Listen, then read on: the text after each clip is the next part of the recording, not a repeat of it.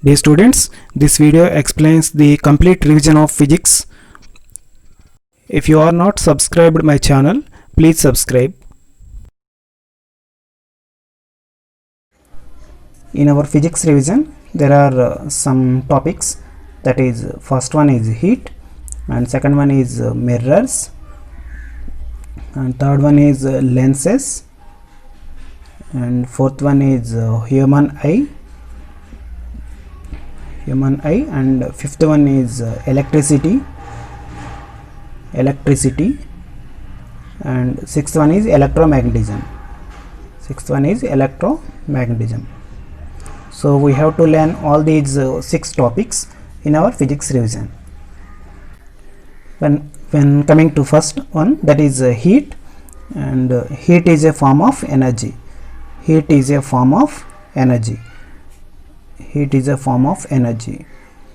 And units of heat in SI system is joule, and in CGS system it is calorie. So ivi kuda manaki bits lo adugutadu. Units of heat in SI system, that is joule, and units of heat in CGS system, calorie, and 1 calorie is equal to 4.186 joules. ఇది కూడా మనకి bits గా అడుగుతాడు. So it is also one of the important bits. And degrees centigrade and Kelvin కి ఒక relation ఉంది. అది 0 degrees centigrade is equal 273 Kelvin. మనకి ఎగ్జామ్స్ లో 27 degrees centigrade is equal how much Kelvin అని అడుగుతాడు. అప్పుడు మనం 27 plus 273 యాడ్ చేయాలి. 7 plus 3 10, 8 plus 2 10, 1 300. So answer is 300 Kelvin. అలా మనం ఈ ప్రాబ్లమ్ని సాల్వ్ చేయాలి. Next concept is specific heat.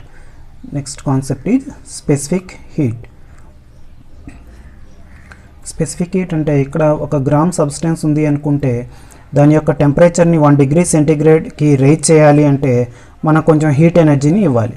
So that heat quantity is called specific heat. That means amount of heat quantity required to raise the 1 gram mass of a substance to 1 degree centigrade is called specific heat. And units of specific heat in SI system. So ఈ specific heat units కావాలి అంటే మనం దాని formula note చేసుకోవాలి. First Q is equal ms into delta T, and implies specific heat S is equal to Q by m delta T. So S is equal Q by m delta T కాబట్టి formula SI units ఏమవుతాయి అంటే joules per KG kelvin. అలాగే CGS సిస్టంలో units ఏమవుతాయి అంటే calorie per gram degree centigrade. ఇవి రెండు కూడా బిట్స్లో అడుగుతున్నాడు. So you have to remember these 2 bits. Units of specific heat in SI system are joules per KG kelvin, and units of specific heat in CGS system are calorie per gram degree centigrade. And here is one relation between specific heat and rise or fall in temperature. Rate of rise in temperature. Rate of rise or fall in temperature. అంటే so specific heat ఎక్కువగా ఉంటే rate of rise or fall in temperature తక్కువగా ఉంటుంది. అలాగే specific heat తక్కువగా ఉంటే rate of rise or fall in temperature ఎక్కువగా ఉంటుంది. సో ఇవి రెండు కూడా ఒకదానికొకటి ఇన్వర్స్లీ ప్రపోర్షనల్గా ఉంటాయి. దట్ మీన్స్ మనం ఎగ్జాంపుల్ తీసుకున్నట్లయితే ఐస్ యొక్క స్పెసిఫిక్ హీట్ 0.5, అలాగే వాటర్ యొక్క specific heat 1, and sea water యొక్క specific heat 0.95. So ice and వాటర్ని తీసుకుంటే ఈ రెండిట్లో దీనికి స్పెసిఫిక్ హీట్ దేనికి ఎక్కువగా ఉంది అంటే వాటర్కి ఎక్కువగా ఉంది. సో వాటర్ యొక్క స్పెసిఫిక్ హీట్ ఎక్కువగా ఉంది కాబట్టి rise or fall in temperature తక్కువగా ఉంటుంది.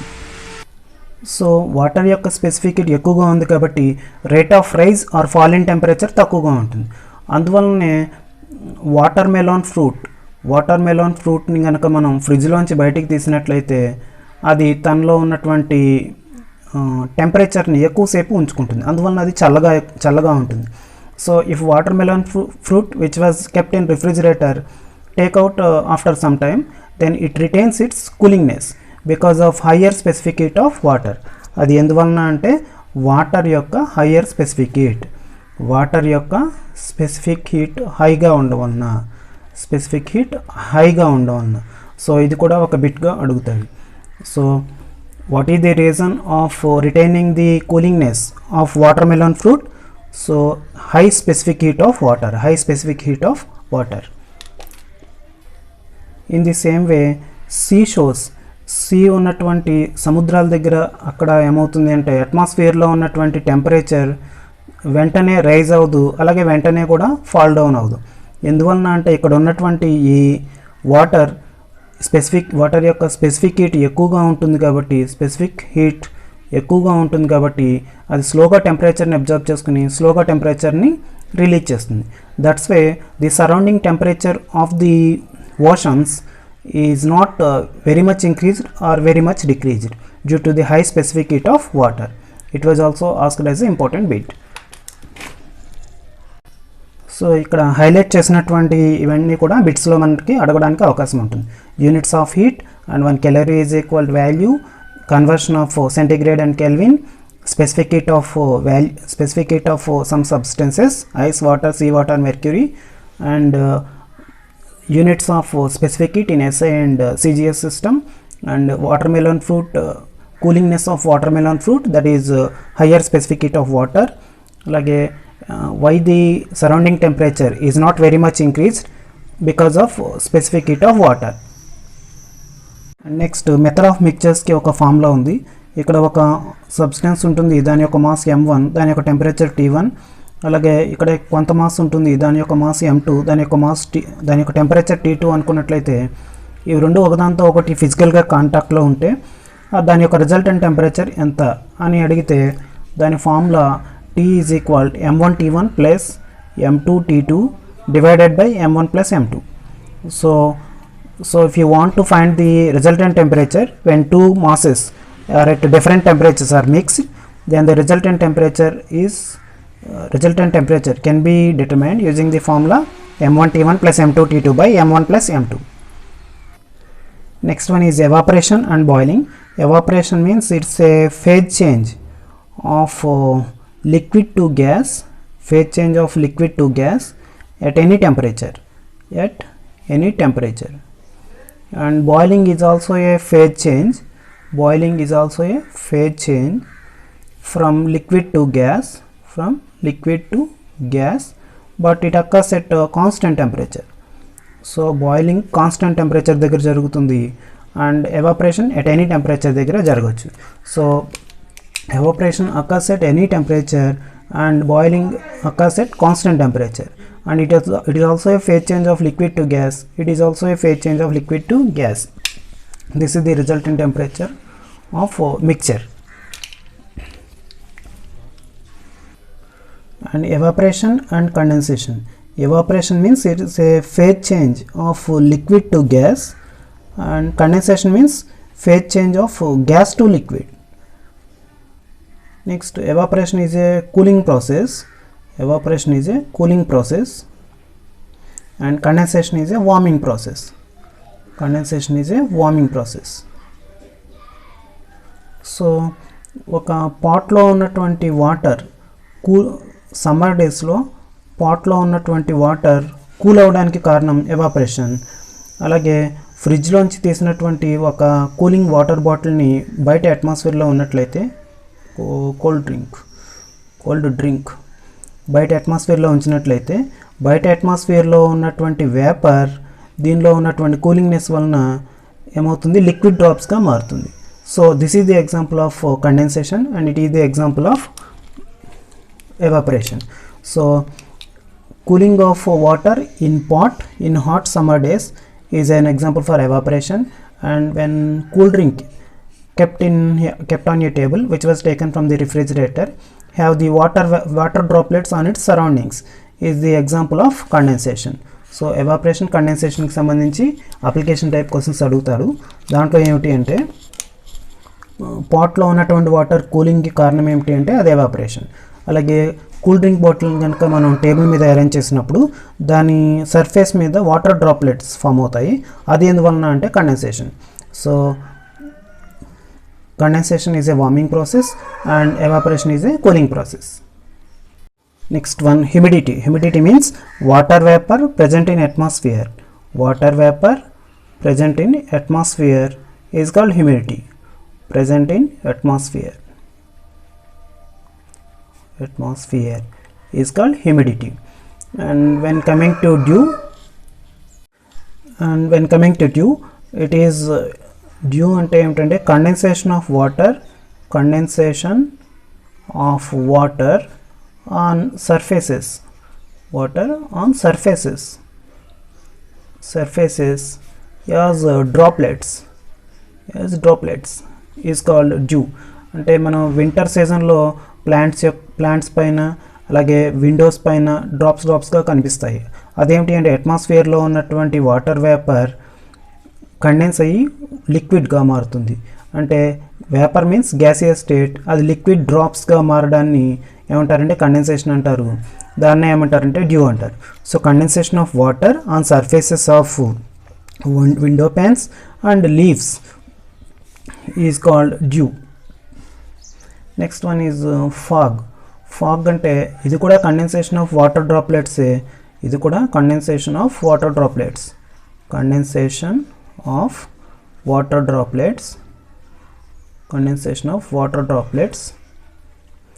on dust particles.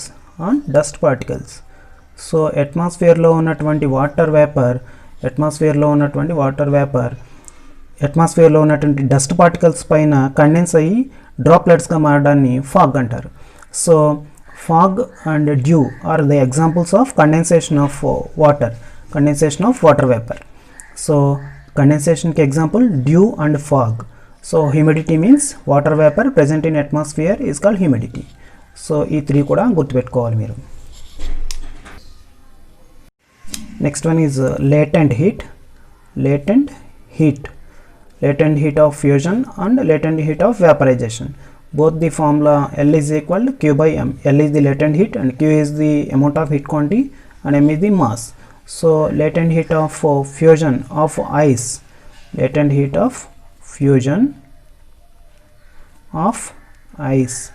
is equal 80 calorie per gram. ఇది కూడా మనకి బిట్స్లో అడుగుతూ ఉంటాడు అండ్ ప్రాబ్లమ్స్లో ఉపయోగపడుతుంది. అలాగే latent heat of vaporization of water is equal to 540 calorie per gram. ఇది కూడా మనకి ఇంపార్టెంట్ బిట్. ఈ 2 వాల్యూస్ కూడా మీరు గుర్తుపెట్టుకోవాలి, 80 calorie per gram and 540 calorie per gram. When coming to mirrors, there are 2 types of mirrors we have. First one is convex mirror. It is convex mirror and concave mirror. So convex mirror లో ఈ concave surface coating ఇవ్వబడి ఉంటుంది. So ఈ convex surface reflect చేస్తుంది. దీన్ని principal axis అంటారు. This is pole and this is called principal axis. So P means pole and C means center of curvature. అంటే ఈ లెంత్, ఈ మిర్రర్ ఏ స్పియర్లో ఒక పార్ట్గా ఉంటుందో దాని యొక్క సెంటర్ని సెంటర్ ఆఫ్ కర్వేచర్ అంటారు. అలాగే నెక్స్ట్ కాన్వెక్స్ మిర్రర్ యొక్క ఫోకల్ లెంత్ పాజిటివ్గా తీసుకోవాలి మనం. Focal length of convex lens is positive.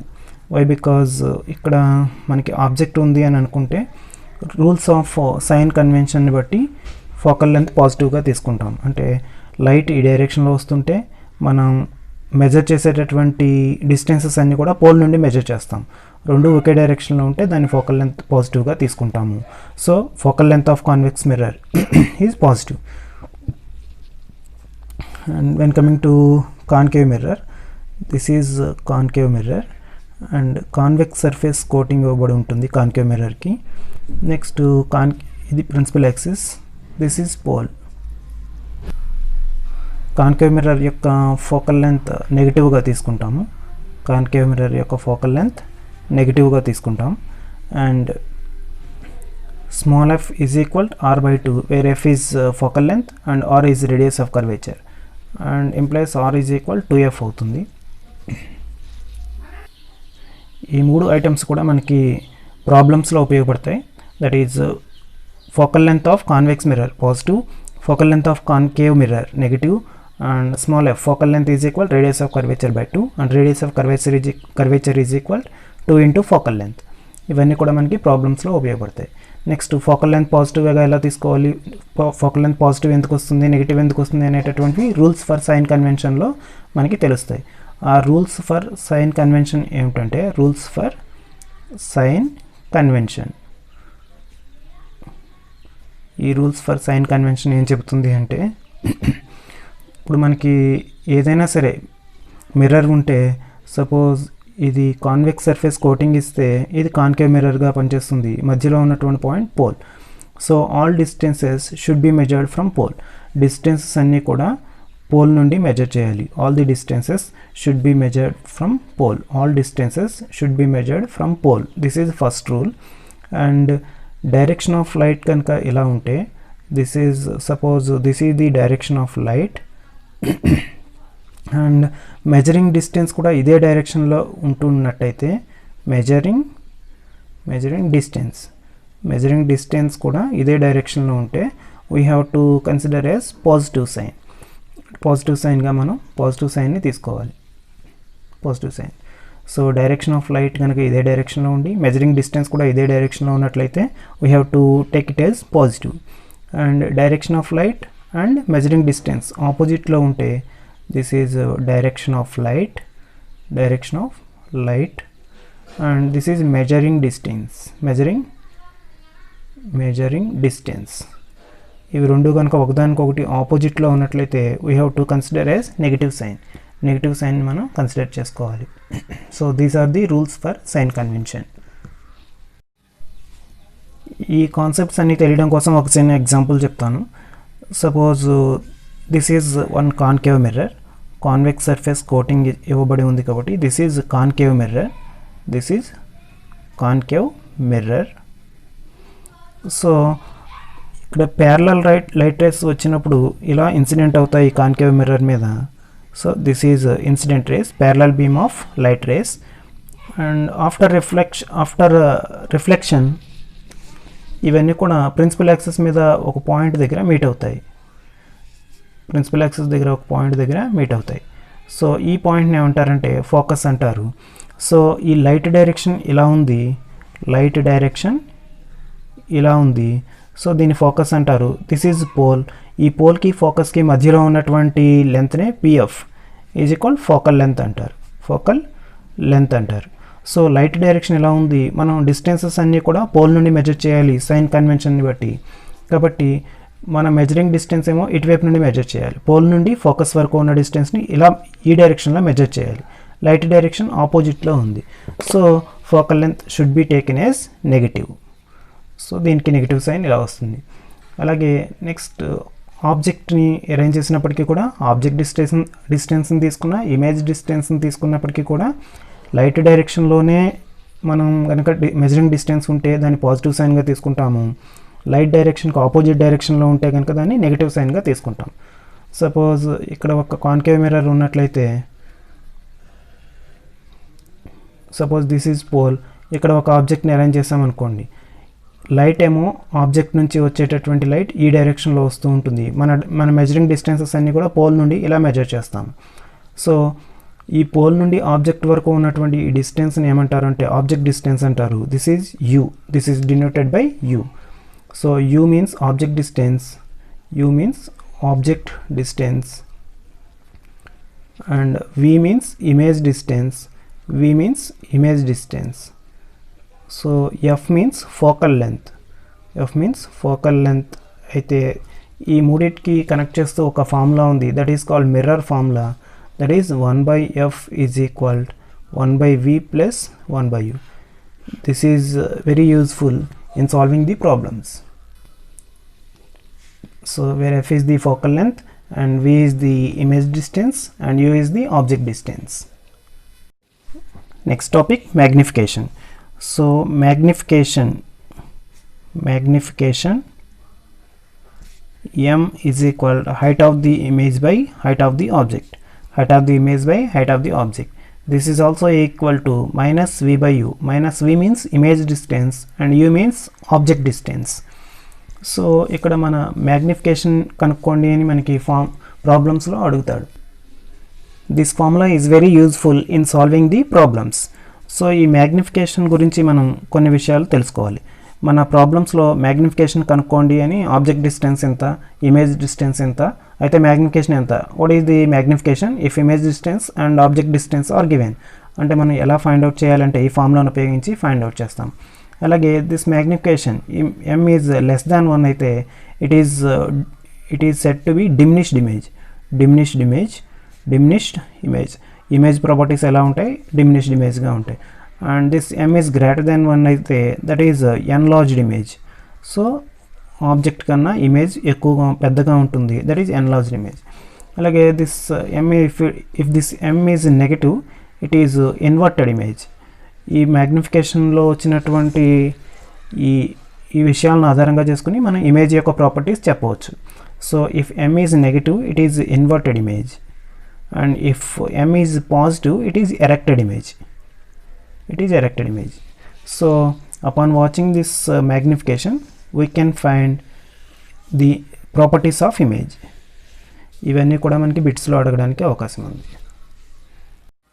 Next concave mirror గురించి కొన్ని అప్లికేషన్ క్వశ్చన్స్ ఏమిటి అంటే, కాన్కేవ్ మిర్రర్ గురించి కొన్ని అప్లికేషన్ క్వశ్చన్స్ ఏమిటి అంటే, ఇవి సోలార్ కుక్కర్లో ఉపయోగిస్తాం. Solar cooker. So concave mirrors are used in solar cookers and Archimedes use these mirrors. కొన్ని ఎగ్జామ్ పేపర్స్లో అడుగుతున్నాడు ఆర్కిమెడిస్ ఏ మిర్రర్స్ వాడి షిప్స్ని బర్న్ చేశాడు అని. Archimedes use these mirrors. ఈ మిర్రర్స్ని వాడి ఆర్కిమెడిస్ షిప్స్ని బర్న్ చేసేవాడు అనమాట పూర్వకాలంలో. So these two are the applications of concave mirror.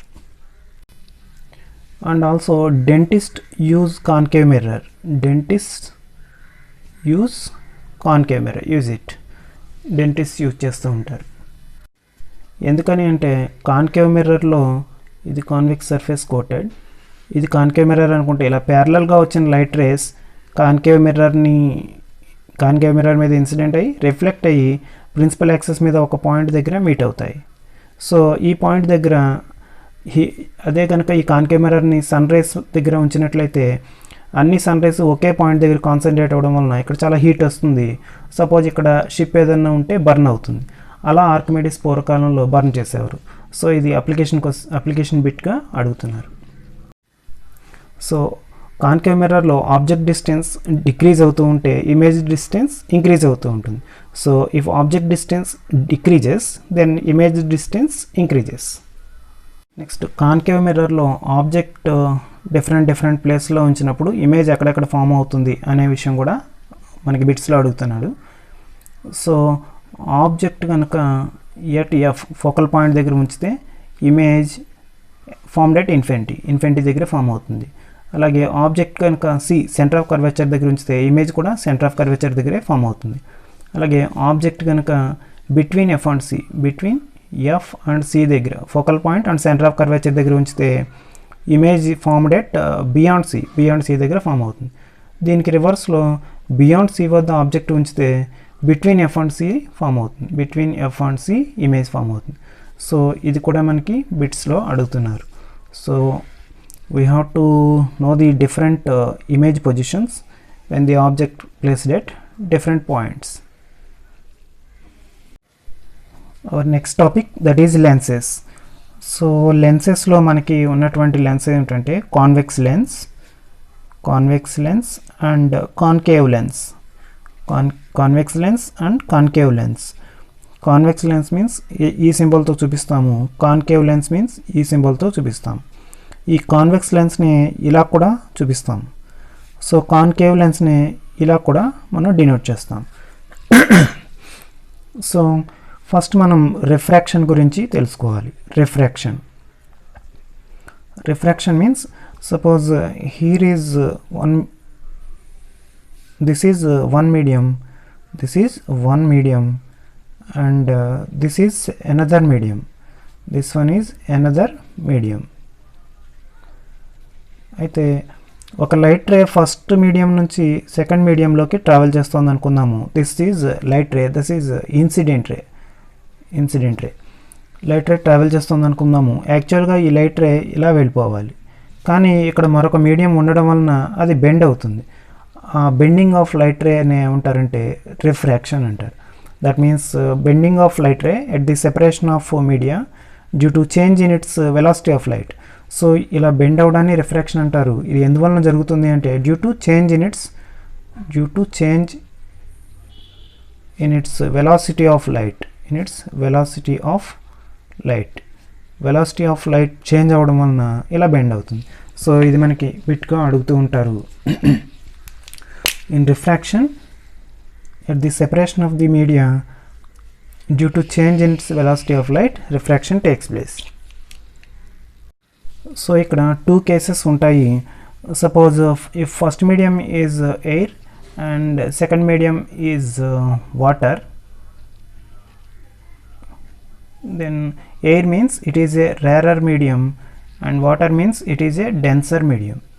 So rarer మీడియంలోంచి డెన్సర్ మీడియంలోకి వచ్చేటప్పుడు light ray towards the normal bend అవుతుంది. సో రేరర్ మీడియం నుంచి డెన్సర్ మీడియంలోకి వచ్చేటప్పుడు light ray towards the normal bend అవుతుంది. సో ఈ పాయింట్ ఒకటి గుర్తుపెట్టుకోవాలి. when a light ray is traveling from rarer medium to denser medium, it bends towards the normal. This is also one of the important bits.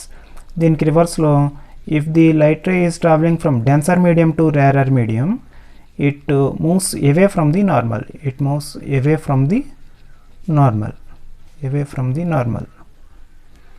ఇది కూడా బిట్గా అడుగుతూ ఉంటాడు. So you have to remember these 2 points.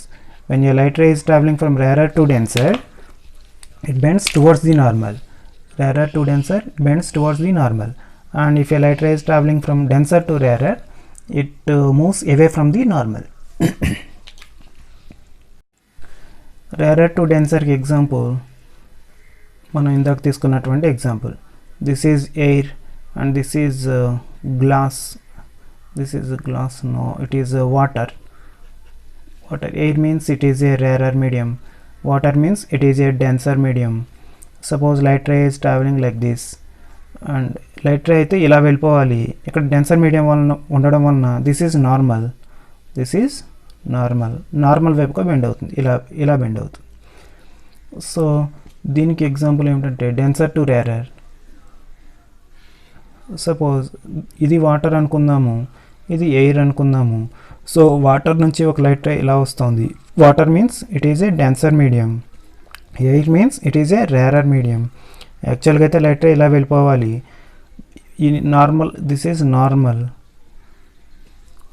Denser నుంచి రేరర్కి వస్తుంటే away from the normal అవుతుంది, కాబట్టి నార్మల్కి ఇంకా దూరంగా ఇలా బెండ్ అయ్యి వెళ్ళిపోతుంది. సో ఇవన్నీ కూడా మనకి బిట్స్లో అడగడానికి అవకాశం ఉంది. ఏది కరెక్ట్ అనేటటువంటిది ఇస్తే మనం ఏబిసిడి ఆప్షన్లో కరెక్ట్గా ఉన్నటువంటి డయాగ్రామ్ని మనం చూజ్ చేసుకోవాల్సిన అవసరం ఉంటుంది. ఈ లైట్ రే ఎంత ఎక్స్టెంట్ వరకు ఇలా బెండ్ అవుతుంది అనే విషయం తెలుసుకోవడానికి ఒక ఫిజికల్ క్వాంటిటీ ఉంది. That is refractive index. This is denoted by n, and the formula of refractive index is equal n is equal c by v. C means velocity of light in vacuum, divided by velocity of light in medium,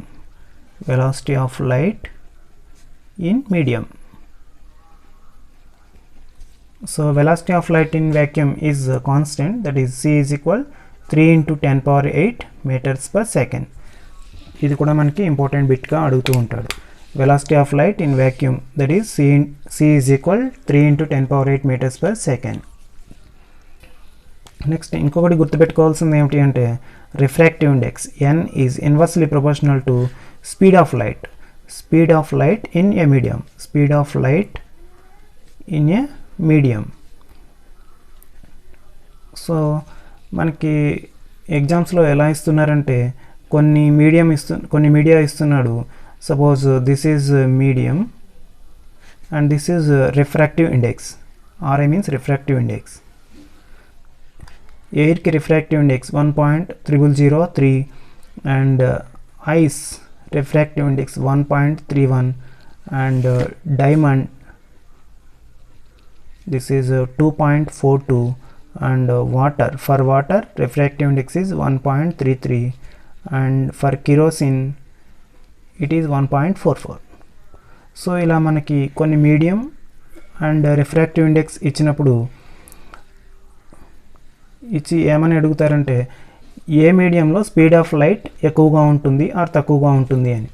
so మనం ఇక్కడ గుర్తుపెట్టుకోవాల్సిన విషయం ఏమిటి అంటే ఎక్కడైతే refractive index తక్కువగా ఉంటుందో అక్కడ స్పీడ్ ఆఫ్ లైట్ ఎక్కువగా ఉంటుంది. సో వీటన్నిటిలో రిఫ్రాక్టివ్ ఇండెక్స్ దీనికి తక్కువగా ఉంది కాబట్టి స్పీడ్ ఆఫ్ లైట్ ఎక్కువగా ఉంటుంది. వీటన్నిటిలో రిఫ్రాక్టివ్ ఇండెక్స్ ఇక్కడ ఎక్కువగా ఉంది కాబట్టి స్పీడ్ ఆఫ్ లైట్ తక్కువగా ఉంటుంది. So that is the logic. Next one is Snell's law. Suppose when a light ray is traveling from one medium to another medium, suppose this is angle of incidence. యాక్చువల్గా light ray ఇలా వెళ్ళాలి, bend అయ్యి ఇలా వచ్చింది అని అనుకుందాం. This is normal, this is normal. నార్మల్కి this is incident ray, this is incident ray. నార్మల్కి ఇన్సిడెంట్ రేకి మధ్య ఉన్న angle incident angle. This is refracted ray, this is refracted ray. ఈ నార్మల్కి రిఫ్రాక్టెడ్ రేకి మధ్య ఉన్న యాంగిల్ ఆర్ అనుకున్నట్లయితే ఈ మీడియం యొక్క రిఫ్రాక్టివ్ ఇండెక్స్ n1, దీని యొక్క రిఫ్రాక్టివ్ ఇండెక్స్ n2 అనుకున్నట్లయితే n1 sin I is equal to n2 sin R. This is the Snell's law. ఇది మనకి బిట్స్లో అడుగుతూ ఉంటాడు. Next R n1 by n2 is equal to this is sin R by sin I. n1 sin I is equal n2 sin R. సో ఇది కూడా మనకి బిట్స్లో అడగడానికి అవకాశం ఉంది. ABCD matching, ABCD multiple choice క్వశ్చన్స్లో కన్ఫ్యూజ్ చేస్తూ అడగచ్చు. n1 sin I is equal to n2 sin R or n1 sin R is equal to n2 sin I అని కన్ఫ్యూజ్ చేస్తూ మనకి బిట్స్ అడుగుతారు. కాబట్టి ఇవి రెండు కూడా మీరు జ్ఞాపకం పెట్టుకోవాలి. Next topic critical angle. Critical angle it is also important topic. So critical angle అంటే సపోజ్ ఒక లైట్ రే డెన్సర్ మీడియం నుంచి రేరర్ మీడియంకి ట్రావెల్ చేస్తుంది అనుకుందాము. Suppose this is the light ray, incident ray అనుకుందాం. డెన్సర్ నుంచి రేరర్లోకి వచ్చేటప్పుడు యాక్చువల్గా అయితే లైట్ రే ఇలా వెళ్ళాలి, నార్మల్ నుంచి దూరంగా వెళ్తుంది కాబట్టి ఇలా ఇలా వెళ్ళింది అనుకుందాం. This is angle of incidence and this is angle of refraction. Suppose ఇంకొక లైట్ రే, సో ఈ యాంగిల్ ఆఫ్ ఇన్సిడెన్స్ ఇలా పెంచితే, సపోజ్ యాంగిల్ ఆఫ్ ఇన్సిడెన్స్ ఇలా పెంచాము, ఇంకొక లైట్ రే వచ్చింది, ఈ యాంగిల్ ఆఫ్ రిఫ్రాక్షన్ కూడా పెరిగి ఇలాగా యాంగిల్ ఆఫ్ రిఫ్రాక్షన్ కూడా పెరిగి ఇలా 90 degrees అవుతుంది. ఇలా 90 degrees ఎప్పుడైతే యాంగిల్ ఆఫ్ రిఫ్రాక్షన్ అయిందో అక్కడ ఉన్నటువంటి యాంగిల్ ఆఫ్ ఇన్సిడెన్స్ని ఏమంటారంటే క్రిటికల్ యాంగిల్ అంటారు. ఏమంటారు? Critical angle. That means the incident angle at which the refracted angle becomes 90 degrees is called critical angle. ఈ క్రిటికల్ యాంగిల్ కన్నా ఇంకొంచెం ఎక్కువ పెంచినట్లయితే ఇది ఈ లైట్ రే యాక్చువల్ మీడియంలోకి ఇలా వెళ్ళిపోతుంది. దాన్నే మనం టోటల్ ఇంటర్నల్ రిఫ్లెక్షన్ అని పిలుస్తాం. దాన్నే మనం total internal reflection, total internal reflection. So ఈ క్రిటికల్ యాంగిల్ జరగాలి అంటే కనుక లైట్ రే ఎప్పుడూ కూడా డెన్సర్ నుంచి రేరర్లోకి ట్రావెల్ చేయాలి, డెన్సర్ మీడియం నుంచి రేరర్ మీడియంలోకి ట్రావెల్ చేయాలి. ఇది బిట్గా అడుగుతూ ఉంటాడు. So the condition for the phenomenon of total internal reflection or critical angle is denser to rarer medium. Total internal reflection జరగాలి అంటే లైట్ రే డెన్సర్ మీడియం నుంచి రేరర్ మీడియంలోకి ట్రావెల్ చేయాలి. ఈ డెన్సర్ మీడియం యొక్క refractive index n1, rarer medium యొక్క refractive index n2 అనుకున్నట్లయితే ఒక ఫార్ములా ఉంది, that is sin c is equal n2 by n1 where c is the critical angle. దీని మీద ప్రాబ్లమ్స్ కూడా మనకి అడుగుతూ ఉంటారు. అండ్ టోటల్ ఇంటర్నల్ రిఫ్లెక్షన్కి ఎగ్జాంపుల్స్ కొన్ని ఉన్నాయి, అవి కూడా ఇంపార్టెంట్. అదేంటంటే mirages are the examples of total internal reflection. And brilliance of diamond, this is also example of total internal reflection. And optical fibers. This is also example of total internal reflection. Brilliance of డైమండ్కి సంబంధించి ఒక bit అడుగు వస్తుంది. అదేమిటంటే critical angle of diamond, critical angle of diamond is అని అడుగుతున్నాడు. That is very low, that is very low and its value is 24.4 degrees centigrade. It was asked as a very important bit. Critical angle of diamond is very low and it is 24.4 degrees centigrade. And ఇవి కూడా మనకి bits లో అడుగుతున్నాడు. Mirages are the examples of total internal reflection and brilliance of diamond, optical fiber. These are all the examples of total internal reflection. Okay. So లెన్సెస్కి సంబంధించి ఇంకా important విషయాలు ఏంటంటే convex lens and concave lens. Convex lens focal length పాజిటివ్గా తీసుకోవాలి, concave lens యొక్క focal length నెగిటివ్గా తీసుకోవాలి. F positive, F negative. And we have the lens formula, that is 1 by f is equal to 1 by v minus 1 by u. This is also important in solving the problems. And next lens maker formula.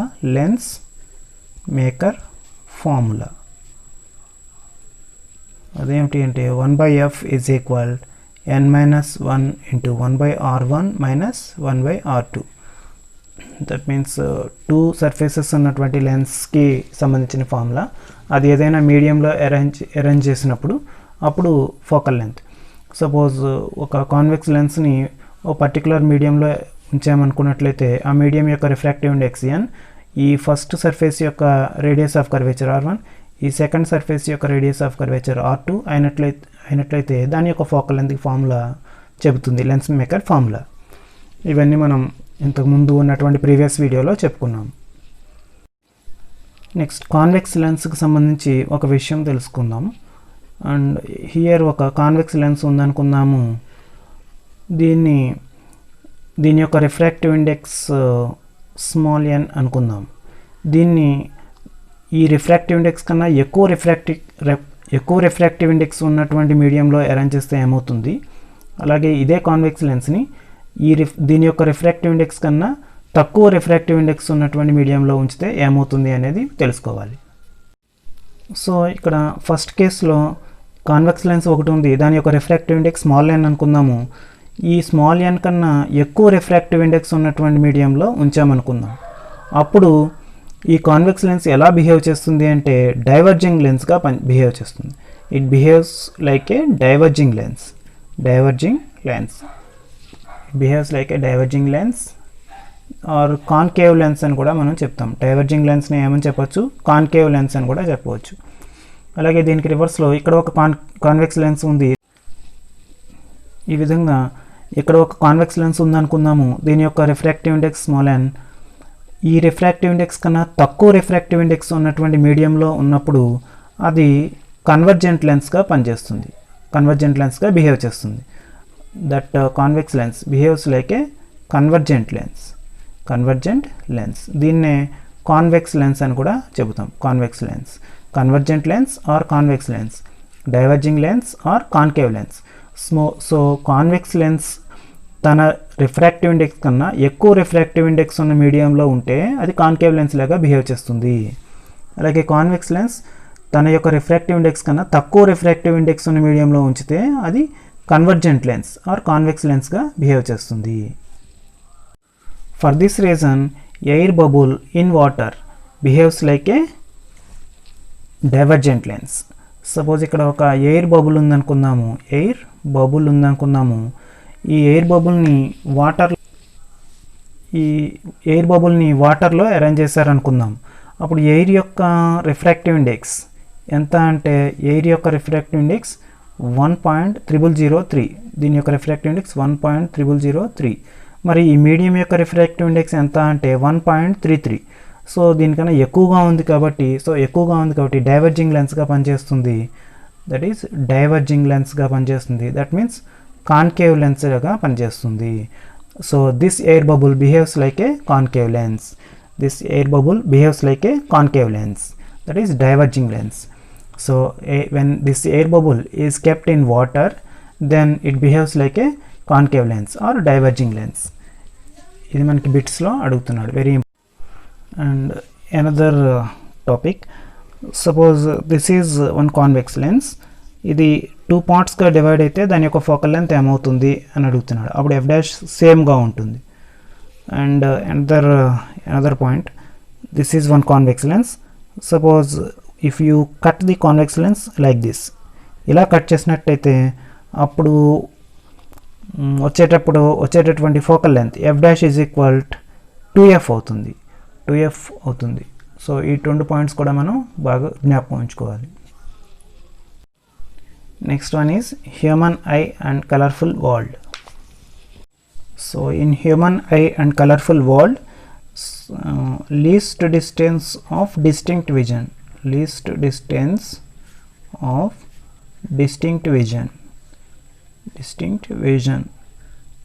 ఎంత అంటే 25 centimetre. ఇది బిట్గా అడుగుతాడు. Next అలాగే angle of vision is equal 60 degrees. అంటే human I 60 degrees యాంగిల్లో ఉన్నటువంటి objects అన్నీ క్లియర్గా చూడగలుగుతుంది. హ్యూమన్ ఐ 60 degrees యాంగిల్లో ఉన్నటువంటి ఆబ్జెక్ట్స్ అన్నీ క్లియర్గా చూడగలుగుతుంది. అండ్ నెక్స్ట్, మన కంటిలో ఉన్నటువంటి రెటీనా మీద రాడ్స్ అండ్ కోన్స్ ఉంటాయి. ఈ రాడ్స్ ఏం చేస్తాయంటే identify the intensity of light.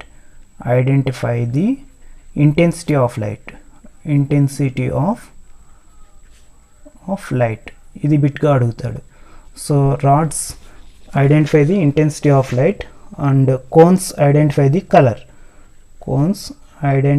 The colour. ఈ రెండు కూడా మనం కన్ఫ్యూజ్ కాకుండా దేని ఆన్సర్ దానికి రాయగలగాలి.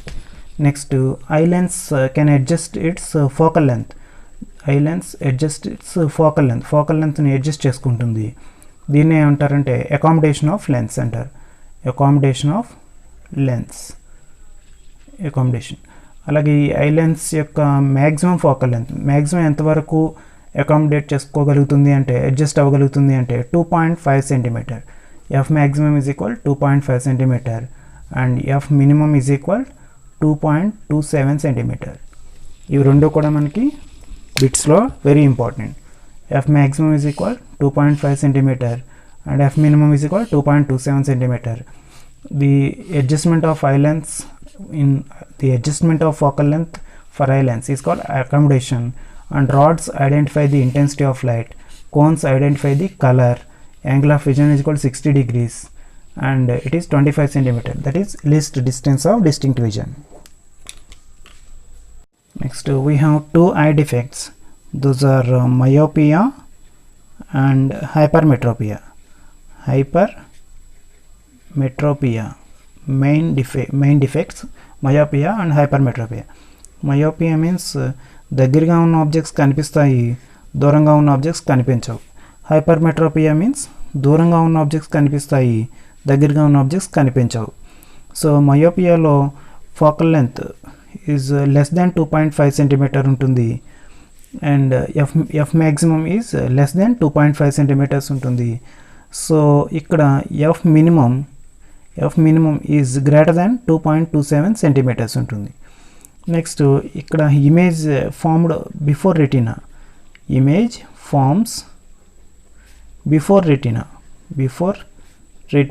రెటీనా కన్నా బిఫోర్గా ఇమేజ్ ఫామ్ అవుతుంది.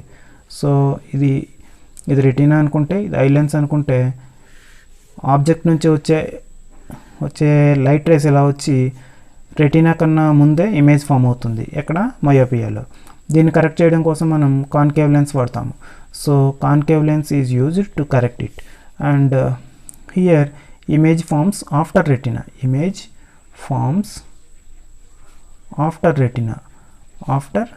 రెటీనా అండ్ సో ఇక్కడ ఐ అనుకుంటే, ఇది ఐ లెన్స్ అనుకున్నట్లయితే ప్యారలల్ లైట్ రేస్ ఇలా వచ్చి రెటీనా కన్నా బయట ఫామ్ అవుతుంది ఇమేజ్. సో దీన్ని కరెక్ట్ చేయడం కోసం మనం కాన్వెక్స్ లెన్స్ వాడతాం. This is convex lens. Next ఇలా వాడేటటువంటి కాన్కేవ్ లెన్స్ యొక్క ఫోకల్ లెంత్ ఎంత ఉంటుంది అంటే -d. d అంటే ఏంటో చెప్తాను. సో d మీన్స్ ఇక్కడ ఒక పర్సన్ ఉన్నాడు అనుకుంటే మయోపియా మీన్స్ దగ్గరగా ఉన్నటువంటి ఆబ్జెక్ట్స్ కనిపిస్తాయి, దూరంగా ఉన్నటువంటి ఆబ్జెక్ట్స్ కనిపించవు. దూరంగా ఉన్నటువంటివి కనపడకపోయినప్పటికీ కూడా కొంత డిస్టెన్స్ వరకు వీడు చూడగలుగుతాడు. ఈ పాయింట్ని ఏమంటారంటే d అంటారు. సో ఈ least distance of distinct vision నుంచి ఇక్కడ వరకు ఉన్నటువంటి డిస్టెన్స్నే d అంటాము. సో దానికి నెగిటివ్ సింబల్ వేసి ఇదే మనం ఫోకల్ లెంత్గా తీసుకుంటాం. That is f is equal -d. This negative signs shows the concave lens. This is concave lens. So convex lens కూడా ఇక్కడ ఒక పర్సన్ ఉన్నాడు అనుకుంటే ఇతను దగ్గరగా ఉన్నటువంటి ఆబ్జెక్ట్స్ చూడలేడు, దూరంగా ఉన్నటువంటి ఆబ్జెక్ట్స్ చూడగలుగుతాడు. దగ్గరగా ఉన్నవి చూడలేకపోయినప్పటికీ కొంత దూరం వరకు చూడగలుగుతాడు. ఈ పాయింటే మనకి ఈ స్మాల్ డీగా తీసుకుంటాము. అప్పుడు ఉన్నటువంటి దీన్ని ఈ హైపర్మెట్రోపియాని కరెక్ట్ చేయడానికి కాన్వెక్స్ లెన్స్ వాడతాము. ఆ కాన్వెక్స్ లెన్స్ యొక్క focal length f is equal 25d/d-25. So ఇవి రెండు కూడా మనకి ప్రాబ్లమ్ సాల్వింగ్లో ఉపయోగపడతాయి. f is equal -d and f is equal 25d/d-25. So myopia and hypermetropia. మయోపియాలో f maximum is less than 2.5 centimetres ఉంటుంది. హైపర్మెట్రోపియాలో f minimum is greater than 2.27 ఉంటుంది. This image forms before retina, image forms after retina, and f is equal -d and we use concave lens to correct myopia and convex lens to correct hypermetropia, and focal length of the convex lens used to treat hypermetropia is 25d/d-25, and here f is equal -d, the focal length of concave lens.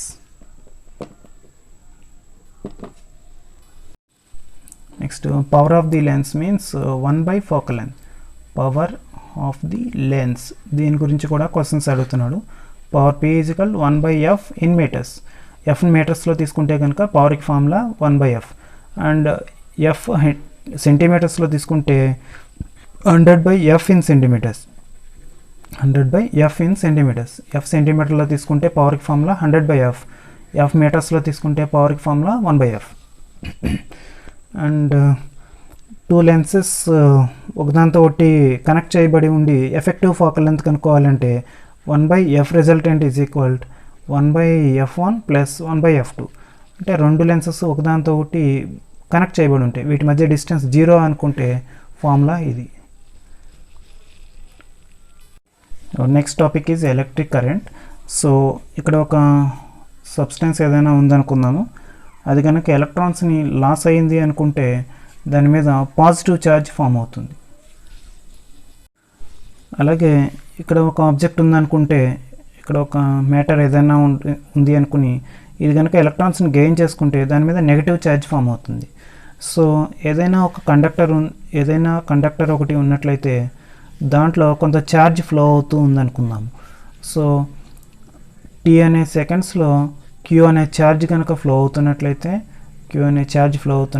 1 సెకండ్లో ఎంత charge flow అవుతుందో దాన్ని electric current అంటారు. That means the charge passing through the conductor in unit second or in 1 second is called electric current. That is I is equal q/t. So దీనికి units ఏమిటి అంటే amperes. Units ampere. అలాగే next 1 ampere is equal 1 coulomb by 1 second. Why? Because I is equal q/t. Ampere is the unit of current and coulomb is the unit of charge and second is the unit of time. So మనకి ఇక్కడ problems ఎలా అడుగుతున్నారంటే 9 coulomb by second is equal dash అని అడిగి ABCDలో 9 amperes, అలాగే 9 volts, అలాగే 9 joules ఇలా అడుగుతున్నారు. So coulomb by second is equal to ampere కాబట్టి 9 coulomb by second means ampere. 9 amperes is the answer. మనం ఇలాగా పెట్టవాలను 9 amperes. So 9 amperes is the answer. So 9 coulomb by 9 second means coulomb by second is equal to ampere కాబట్టి 9 amperes అనేది ఆన్సర్గా మీరు పెట్టాలి. Okay. And next electric potential and electric potential difference. So ఇక్కడ ఏదైనా ఒక electric field ఉన్నట్లయితే ఒక unit positive ఛార్జ్ని electric ఫీల్డ్లోకి తీసుకురావడానికి జరిగే వర్క్ని ఎలక్ట్రిక్ పొటెన్షియల్ అంటారు. అలాగే ఇక్కడ ఏదైనా ఒక కండక్టర్ ఉన్నట్లయితే ఒక పాయింట్ నుంచి మరొక పాయింట్కి యూనిట్ పాజిటివ్ ఛార్జ్ని మూవ్ చేయడానికి అవసరమయ్యే వర్క్ని పొటెన్షియల్ డిఫరెన్స్ అంటారు. సో ఈ డెఫినేషన్స్ అన్నీ ఇప్పుడు ప్రస్తుతం మీకు ఎగ్జామినేషన్ పాయింట్ ఆఫ్ వ్యూలో కాకుండా మీకు ఉన్నటువంటి ఎగ్జామినేషన్ పాయింట్ ఆఫ్ వ్యూలో ఏం అవసరమో చూద్దాం. సో దీనికి యూనిట్స్ ఏమిటి అంటే electric potential and potential difference. Units ఏమిటి అంటే వోల్ట్స్ అనేటటువంటి యూనిట్స్. అలాగే potential difference V is equal W is equal VQ and V is equal W by Q అవుతుంది. This is the formula of electric potential. V means electric potential, W means work done and Q means charge. So V means volt kabatti 1 volt is equal work ki units joules and Q charge ki units coulombs. So 1 volt is equal 1 joule by 1 coulomb. ఇది కూడా మనకి బిట్స్లో అడుగుతూ ఉంటాడు. 1 volt is equal 1 joule by 1 coulomb. Next ఇక్కడ bits కూడా ఎలా అడుగుతున్నాడంటే 5 joules, okay, 5 joules by coulombs is equal to dash అని అడిగి బిట్స్లో ఆన్సర్స్లో 5 volts, అలాగే 5 joules, నెక్స్ట్ 5 amperes అలా ఇస్తున్నాడు. So 1 joule by 1 coulomb is equal 1 volt కాబట్టి 5 volts is the answer 5 volts అవుతుంది. And next ohm's law states that V proportional to I and proportionality పోవాలంటే ఒక constant పెట్టి మల్టిప్లై చేయాలి. V is equal IR, I is equal V by R. This is the ohm's law. I is equal V by R. I means current, V means potential difference and R means resistance. And unit of resistance is ohms. It is denoted by ohm. And resistances in series lo unte, when resistances are connected in series, effective resistance R is equal R1 plus R2 plus R3. And when resistors are connected in parallel and 1 by R is equal, then 1 by R is equal 1 by R1 plus 1 by R2 plus 1 by R3. This is the effective resistance in parallel and this is the effective resistance in series connection. And ohmic and non-ohmic conductors. Ohms law ni obey cheste danni ohmic conductor antaru. Ohms law obey cheste danni ohmic conductor antaru.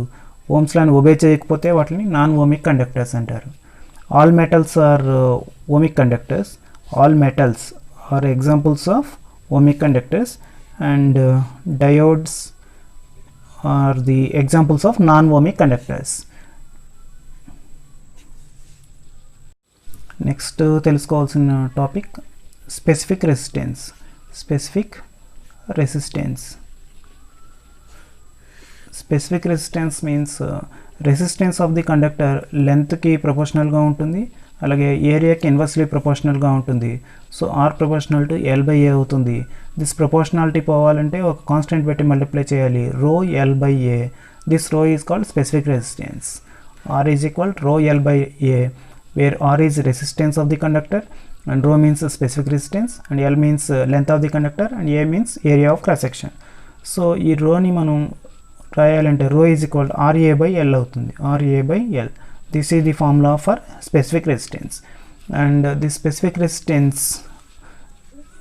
this rho is called specific resistance or resistivity. దీన్నే మనం resistivity కూడా అని కూడా అంటాము. ఈ R దేని మీద depend అవుతుంది అంటే it depends on temperature and it depends on temperature and nature of the substance, nature of the material.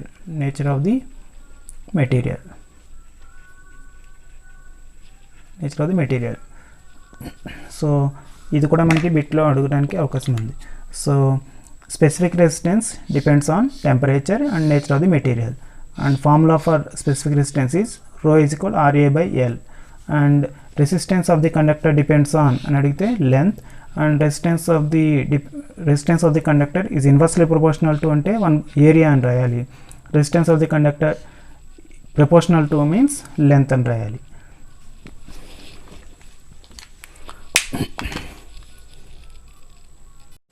Next specific రెసిస్టెన్స్కి units ఏమవుతాయి అంటే units ohm metre symbolically it is denoted by ohm metre. Reciprocal of resistivity is called conductivity. Resistivity యొక్క రెసిప్రోకల్ని ఏమంటామంటే conductivity అంటాం. Conductivity. And next Kirchhoff's laws ఉన్నాయి. Kirchhoff's laws. This is first one is junction law and second one is Kirchhoff's loop law. This is loop law. Junction law means sum of the currents reaching the junction is equal sum of the currents leaving the junction. Sum of the currents reaching the junction is equal sum of the currents leaving the junction. This is junction law. Loop law means algebraic sum of potential differences in a closed circuit is 0. And for our exam we have to know 2 points, that is Kirchhoff's junction law. It is based on conservation of charge. ఇది మనకి బిట్గా బాగా important అడుగుతున్నాడు. Conservation of charge. Junction లా దేని మీద base చేసుకుని వస్తుంది అంటే conservation of charge. This is junction law is basing on conservation of charge. And loop law is based on conservation of energy. Loop law is based on conservation of energy. ఇవి రెండు కూడా important bits. Loop law is based on conservation of energy and junction law is based on conservation of charge.